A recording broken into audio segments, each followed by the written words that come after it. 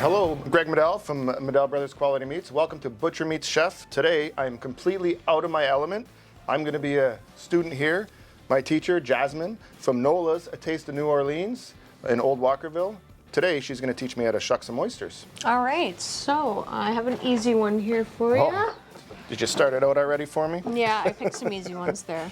All right, Nice. So what we're going to do is shucking. You have a towel. You fold it over half the oyster. Make sure you protect your hand.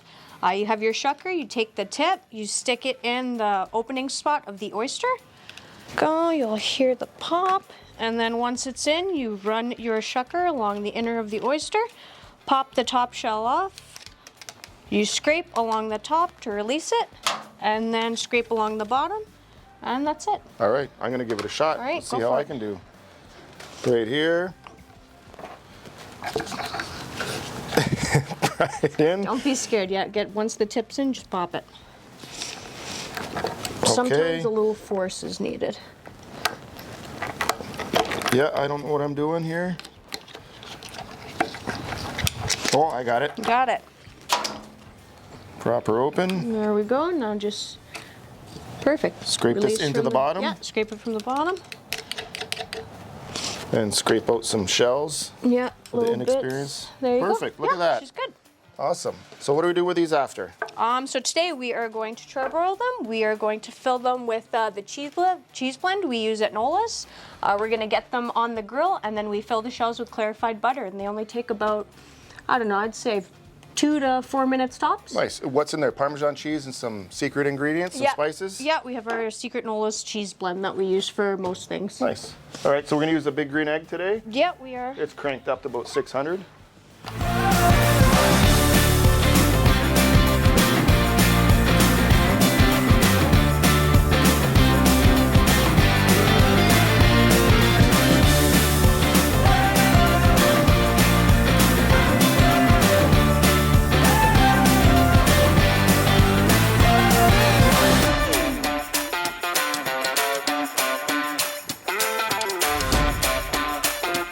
All right, well that looks beautiful.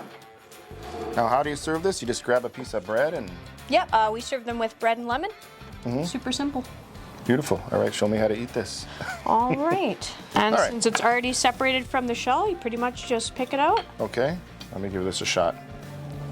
Something new for me. That is delicious. That's fantastic. I love it. I gotta try a piece of bread now. Yeah. You don't want to waste any of that juice in there. That's eh? what most people do. They take That the is- bread and then get all the butter out of it. All right, so when we come back, we're gonna bring Chef Anderson in to do some catfish. Thank you for showing us this. You're very welcome. Thanks for having me.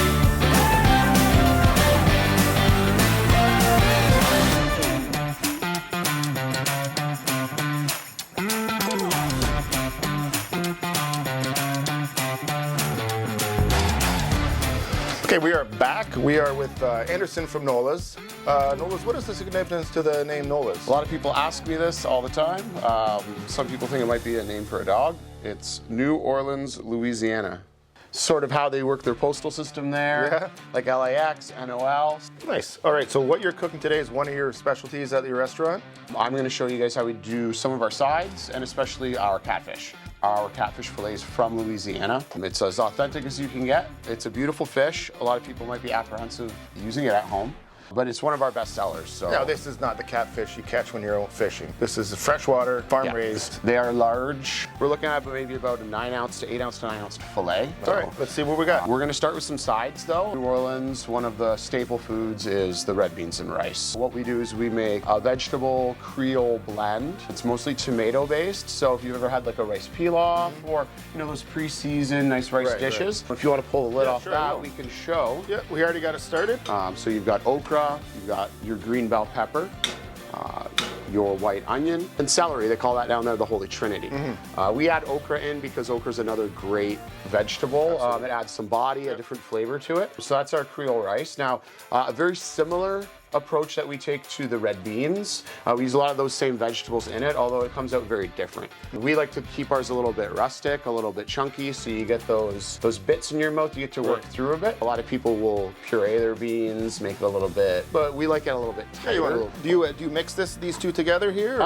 They just go kind of side by side. Side by side, Yep. okay. I think even in New Orleans, a lot of it depends just on the chef's own flavor. Right. The one thing we like to do though, before we serve it, like almost anything else that's French based, is we add butter. A little pat of butter. It'll help you tighten up your liquids, right? It'll help re-emulsify things so your rice won't run out onto the plate. It'll give you that nice glossy look. And then they don't end up mixing, which is very nice. So another staple, we do mac and cheese. Now everybody loves mac and cheese. So what we'll start with at the restaurant is we make a little thing we call magic butter.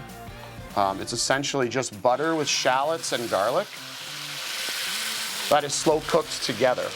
So this is definitely something you can make at home. That smell is amazing as soon as it hit that pan. And you don't have to worry about chopping garlic every time you cook if you make this at home.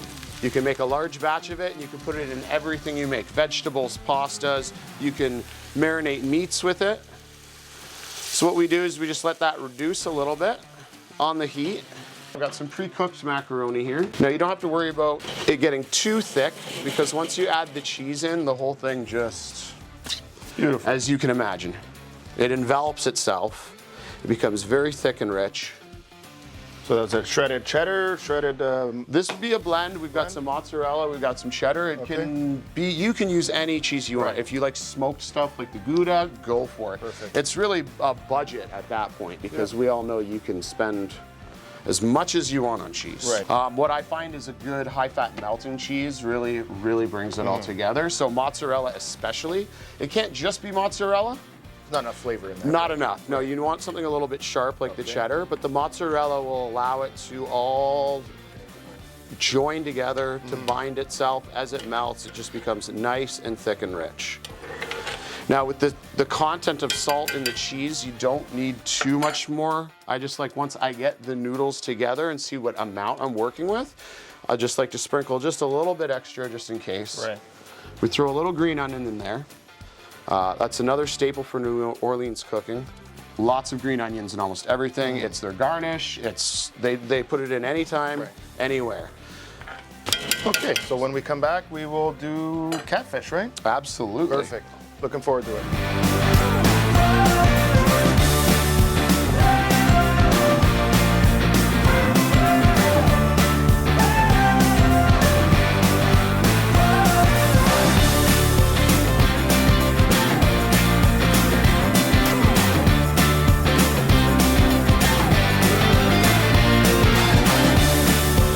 All right, it's catfish time. We sell catfish in our store, so you have the option of coming in to cook it yourself or go to the experts and see how they do it. Yeah, and we'll show you how we do it.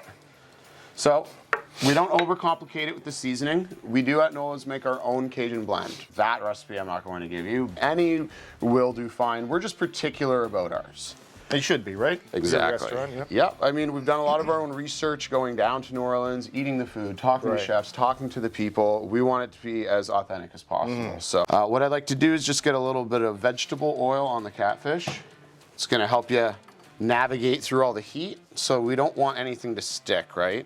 It's one thing that people have a problem with whitefish. Right. If it sticks to the pan, you got the spatula, you're trying to get it off, everything's breaking apart, right? And it's what stops a lot of people from doing it at home.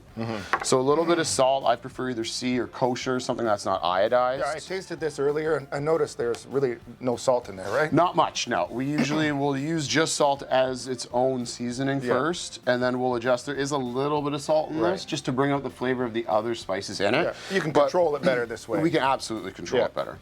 So you'll just want to pretty liberally sprinkle it on the catfish.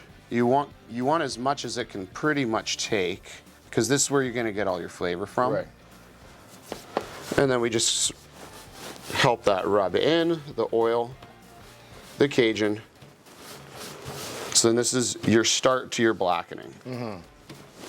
So you can already see it went from like a nice bright color to kind of looking a little brownish now that it's wet. And then this will sear with the fish. Now, when we blacken things, sometimes people say, well, is it really spicy? It's spicy in the sense where it's a lot of spices. Right. But it doesn't mean that it's hot too heat. hot, It's right. not like a hot sauce. And also blackening, it's not about burning anything. Right. It's just the spices will toast, will crisp. Well, these particular spices, when they come to heat, they do get that color of Correct. darkness, but it's not burnt, right? Yeah, it's not about burning. What I like to do, cast iron pan preheated. Nice and hot. So you only season one side of that? Only one side. Yeah. I don't mind like a flip and a little rub it in, rub hi, it in. how are you to the bottom. Yep. But really what we're gonna try and do is only cook one side on the actual surface itself. Interesting. The rest of it will let the convection or the air in either the barbecue, the charcoal, your oven at home. You'll wanna finish it in something with some heat. So today with this is perfect. Okay. Absolutely perfect. So again, a little bit of vegetable oil in your pan to get that hot. And you'll know it'll be ready once some butter starts to melt in it. And butter is essential to getting the right crisp, getting the right sear on your fish. Now we can put it in. You want to move it. Make sure it doesn't stick right away, right? That's right, because if you don't move it, the chances of it sticking get pretty high. I use my hand here because honestly I've done this so many times. You have no fingertips anymore, No, right? no hair, no fingertips. So we're gonna move it until we're fairly confident it won't be sticking. And if you don't want to touch it with your hand, or if you don't want to take tongs to it, you can always just give your pan a shake. It smells fantastic. And you just let that work itself now. So the cast iron pan, it's got enough of that bottom heat where it's just gonna hit it nice. Right. You've got the seasonings in between. I put on the lid. And you go for maybe about 6-7 minutes and the whole thing is done. Done. Just flip it when I go to put it on the Right. plate and that's it. And Perfect. you still have to be delicate with it. And as that's cooking, we'll see what these sides look like. Because I'm confident now that the mac and cheese is probably coming together lovely. Yep. So again, I'll start off with what we talked about earlier, the Creole rice. So now that it's been under the heat for a long time, a lot of that liquid is cooked into the rice. Now you can cook the rice raw with like a peel-off. Right. Or if you have cooked rice left over from another dish, you can just chop your vegetables, your tomato sauce. Perfect. Colors in there are fantastic, aren't they? It's a busy dish for something as Yep. simple as rice. Yep. Now here's the red beans.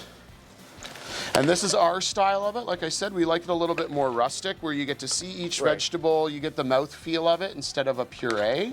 I've done reconstituting my own, Right. but honestly, at the end of the day, I just Lot of don't time. find that much of a difference Right. once you get everything else involved. This complete dish is something you would serve at the restaurant. Well, who doesn't like Adult mac and cheese? and the adults, the kids, everybody, the mac and cheese, I don't know what it is about it, but everybody loves it. So there's your three sides. You'll see this in a lot of Southern cooking. Mac and cheese definitely is involved in a lot of barbecue. Right. And, Yep. and all I'm gonna look for is just wait until this top here becomes a little bit more of a white color. Right. That's all, just to show that it is fully cooked, although it does not take long at all. If you have a favorite herb at this point, like if you like rosemary, you like fresh thyme, put some fresh sprigs in there. You can reuse that oil to baste it. Yeah. It depends on how you like to cook your fish. But I'm Personally, sure there was enough seasoning in there that you don't have to Absolutely. do anything. Yep.